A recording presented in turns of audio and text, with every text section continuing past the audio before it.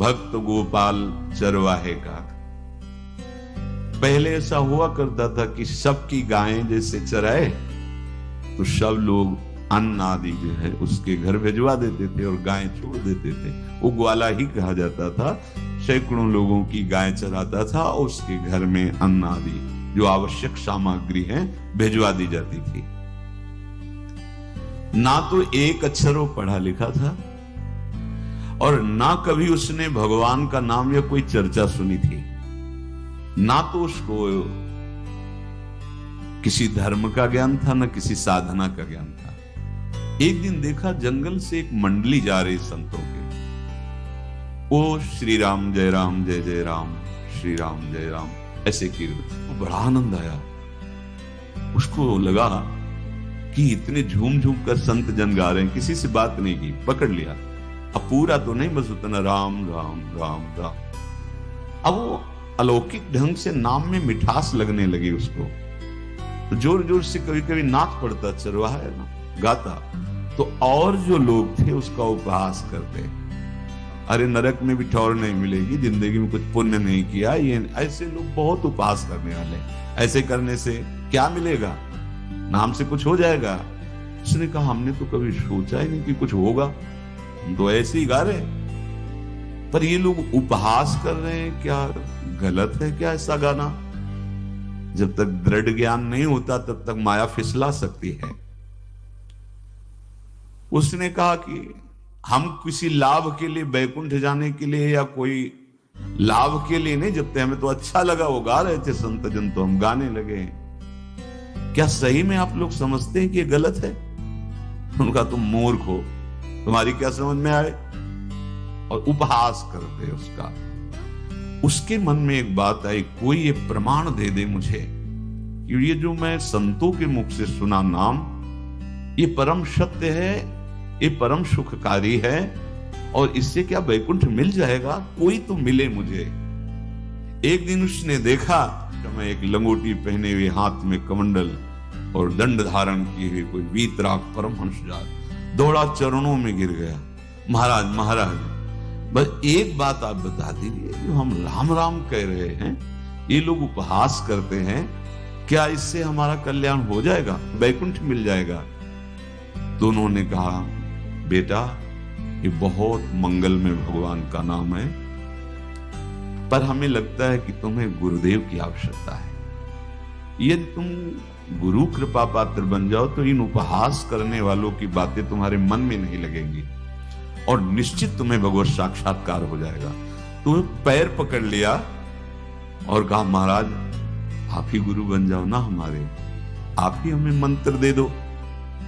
तो उन्होंने कहा हम तो तीर्थ यात्रा में हैं, ऐसा हम नहीं कर सकते, पर यदि तुम भगवान से प्रार्थना करोगे तो तुम्हारे कल्याण के लिए सद्गुरु प्राप्त हो जाएगा। पर बेटा तेरे ऊपर भगवान की बड़ी कृपा है, क्योंकि तू संतों को मानता है, तू मेरी बात पर विश्वास कर ले, अंदर से तू एकांत में रो, तुझे सद्गुरु मिल जाएंगे। अब ऐसा कहकर वो अपने राह में चले तीर्थ यात्रा के लिए। अब वो खोजता, एकांत में बैठकर देखता, कभी कभी वो पेड़ पे चढ़ जाता कि कोई संत तो नहीं आ रहे हैं। अब उसके लिए वहां भोजन पहुंच जाता, पाता, गाय देखता और बस खोज करता कि सद्गुरु आ जाए, सद्गुरु आ जाए। बहुत समय व्यतीत हुआ पर उसका विश्वास नहीं टूटा कि संत ने कहा था कि तुम भावना करो कि सद्गुरु आ जाएंगे। भगवान सद्गुरु बन करके आ, वही है सद्गुरु। देखा सामने से बड़े तेजस्वी महात्मा बड़े तीव्र गति से आ रहे हैं। वो दौड़ा, गुरुदेव गुरुदेव, चरणों में लौट गया। चरणों में जे ही गिरा तो एक बिजली सी दौड़ी उसके हृदय में। अब बात बन गई, गुरु मिल गए। वो खड़े हो गए, देखते ही सात्विक भाव उत्पन्न हो रहा है, आंसू निकलने लगे। देखते ही मन में आया कि जो संत कह रहे थे सद्गुरु मिल जाएंगे, यही हमारे सद्गुरु हैं। हृदय में उत्साह, आतुर आवाज, प्रभु मुझे भवसागर से पार करने वाला गुरु मंत्र दे दो। ऐसे थोड़ी दीक्षा दी जाती कि गली चलते दी जाए। दूंगा, जा पहले स्नान करके आ, फिर एकांत स्थान में बैठेंगे, फिर तेरे को उपदेश देंगे। बोला महाराज मैं जंगली आदमी हूं, गाय चराता हूं, हमारा घर बार से कोई आना जाना नहीं, यही भोजन आ जाता है।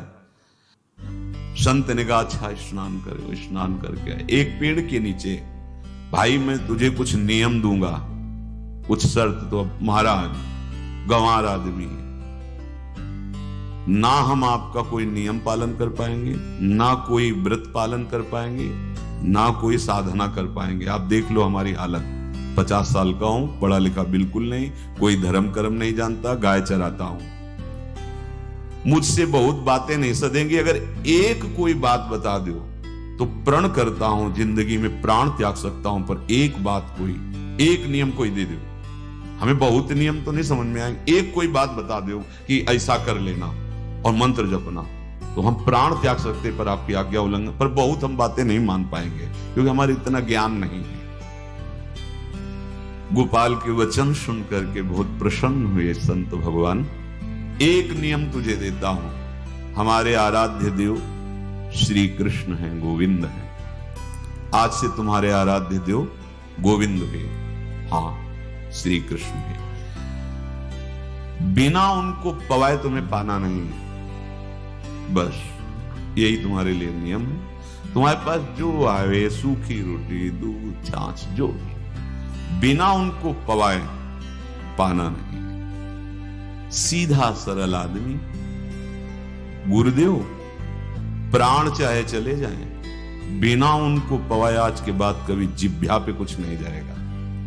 18 दिन बीत गए, कुछ ना खाना ना पीना। 19वें दिन जब भोजन आया तो पेट की आंतें सब सिकुड़ गई थी। वैसे ही 50 वर्ष के थे, आंखें धस गई थी, उठने की ताकत नहीं। पत्नी ने फिर कहा कि आप कुछ तो बताइए कि क्या आपको कोई रोग हो रहा है, आप भोजन नहीं पा रहे, मैं रुक जाऊं यही आपकी सेवा के लिए या आप घर चलिए। कोई उत्तर नहीं, आप जाइए, हम ठीक हैं। ऐसा फिर धीरे से पत्ता लाए, छिड़का, भगवान आओ पाओ आकर के। शाम हो गई, फिर गाय को दे दिया। विचार कर लिया अब मरना ही है, मुझ जैसे अधम के पास भगवान तो आएंगे नहीं, वो तो भगवान है, पर मैं अपने गुरु के वचन नहीं तोड़ सकता, मर चाहे जाऊं। 27 दिन व्यतीत हो गए, एक कवल भी अन्न नहीं पाया। न चलने की शक्ति थी, न पत्ता लाने की शक्ति थी, न जल छिड़कने की शक्ति थी। जिस पात्र में भोजन लाई थी, लेटे ही लेटे खोला और कहा प्रभु मुझे पता है आप इस शरीर से नहीं मिलोगे, और आप जान लो मैं अपने गुरु की आज्ञा का उल्लंघन करता। 27वां दिन है। पति की दशा देख करके कहा स्वामी अब तो आप कहोगे भी तो मैं नहीं जाऊंगी, हम आपकी दशा इशारे से कहा आज भर चली जा, क्योंकि उसको लग रहा था आज प्राण निकल जाएंगे। आज भर चली जा, फिर कल से जैसी तेरी आज। इशारे से बोलने की भी सामर्थ्य नहीं थी।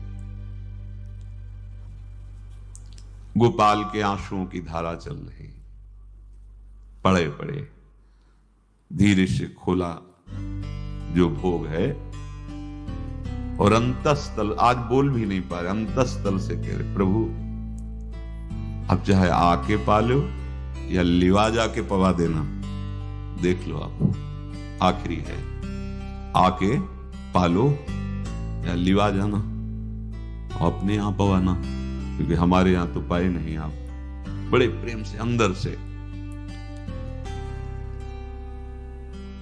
आवाज आई, गोपाल सांप खुली, क्योंकि बोलने की हिम्मत नहीं, ये अंदर से प्रार्थना की थी। गोपाल वो अमृतमय, गुरुदेव ने कहा था कि उनकी वाणी से अमृत बरसता है। एकदम आंख खुला, देखा वही पीतांबर, वैसे ही मोर मुकुट, वही मुरली, वही करधनी, वैसे ही नूपुर, वैसे ही ललित त्रिभंगी।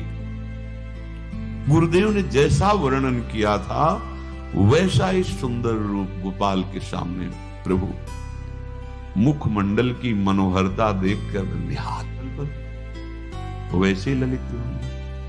फिर खोला, देखा सामने भगवान मुस्कुराए, सामर्थ्य प्रदान की। देखो अर्जुन के साथी तो खेलते भगवान सखा भाव से, जिसको कोई धर्म कर्म का ज्ञान नहीं, कोई भक्ति का ज्ञान नहीं, कोई शास्त्र का ज्ञान नहीं, भगवान ने फिर उसको उठाया, अपने हृदय ज्यों हृदय से लगाया, हष्ट पुष्ट स्वस्थ सब, अंतर बाहर पूर्ण, कोई पीड़ा नहीं, कोई दुख नहीं, बिल्कुल तेजस्वी स्वरूप।